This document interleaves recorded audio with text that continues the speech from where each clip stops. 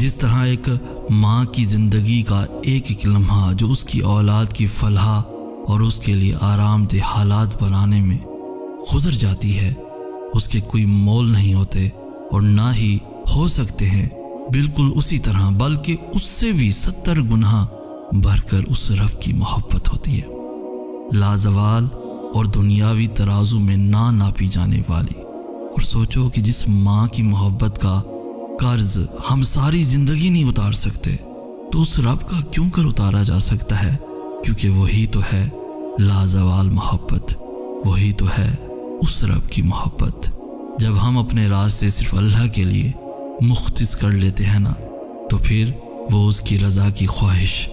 خود ہمارا حوصلہ بنتی ہے، وہی ہماری آنکھیں، وہی ہمارا دل بن جاتا ہے، وہی ہماری باتیں اور وہی ہمارا عمل بن جاتا ہے، اور اس کی رضا سے